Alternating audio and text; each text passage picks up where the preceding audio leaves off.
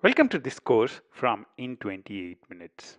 I can tell you that In 28 Minutes has 90,000 plus students, 6,500 plus 5-star reviews on our courses, and over 10 hours of content in this course. But these numbers do not make a difference to you and your learning unless you make the best use of this course.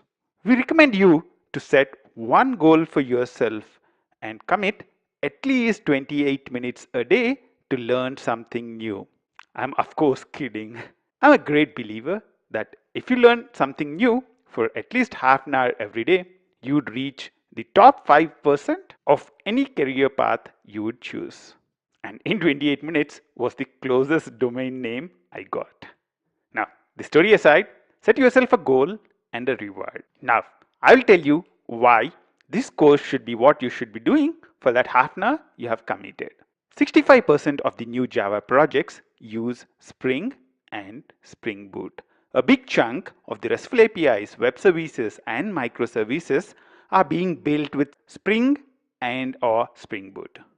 300% is the increase in number of microservices that are being built with Spring Boot in the last 2 years. 70% is the percentage of real-world projects using Maven to manage dependencies and Git as version control. I would recommend forking the GitHub repository of the course, and I recommend you like it too to make me happier.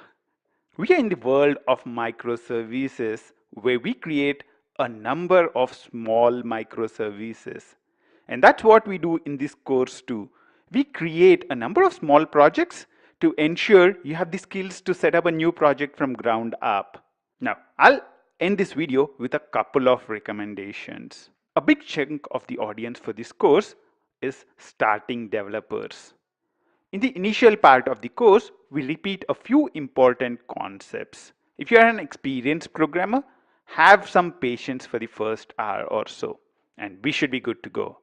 The other important thing we would want you to know is that you would retain 90% of the concepts if you watch the videos, do the steps along with me, and repeat it again. If you have made it until here, it's time to open up your calendar and reserve at least half an hour to learn every day. Good luck, and I'll see you in the next video.